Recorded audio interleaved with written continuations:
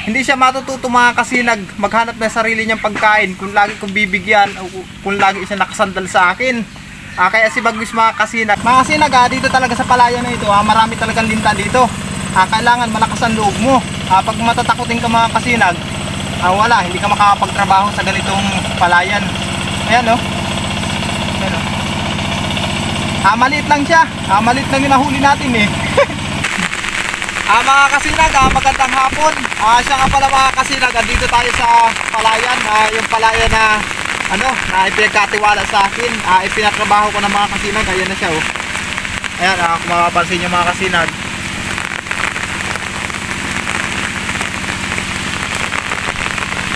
Mga kasinag, kanina lang yan nag-umpisa mag-hand tractor.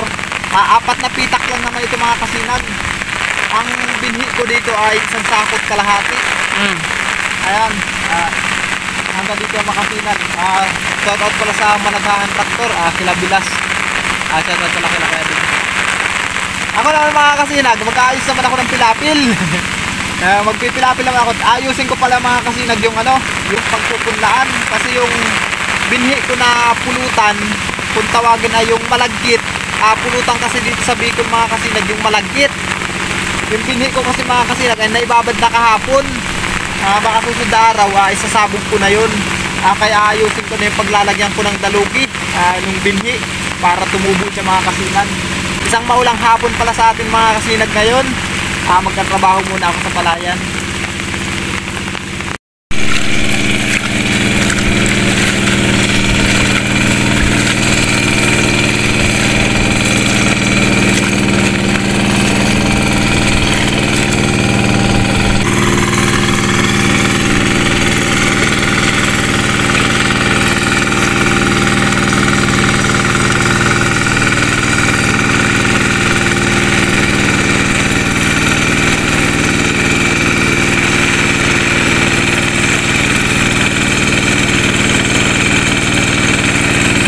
Kasi ito pala yung pagpupunlaan ko.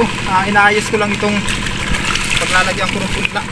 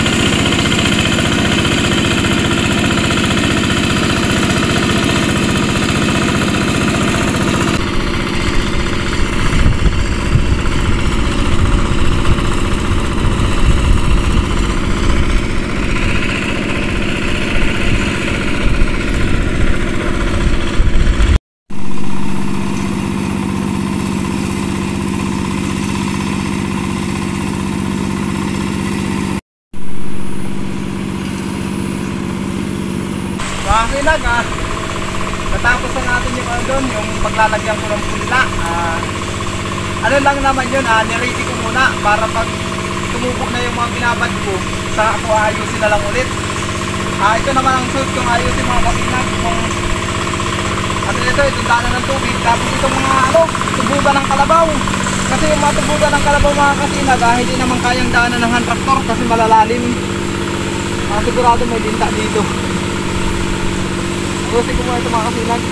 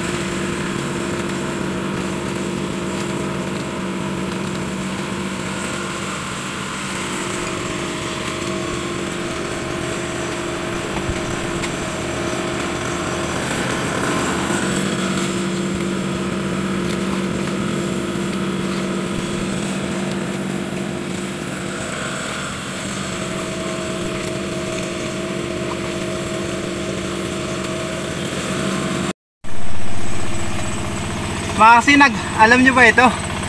Ha? Takot din ba kayo sa ganito? Ayan mga kasinag oh. Linta. Ayan oh. Mga kasinag dito talaga sa palayan na ito marami talagang linta dito. Kailangan malakas ang loob mo. Pag matatakotin ka mga kasinag, wala, hindi ka makakapagtrabaho sa ganitong palayan. Ayan oh. Ayan oh. Maliit lang siya. Maliit lang yung nahuli natin eh. Kumapit ito mga kasinag sa pantalon ko. Kanina dyan.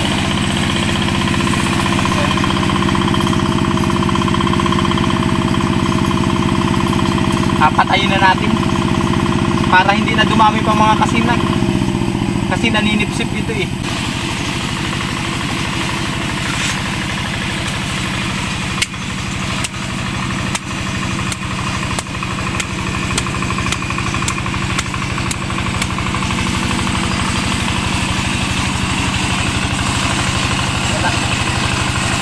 Walang nakakapit. Trabaho na ulit tayo.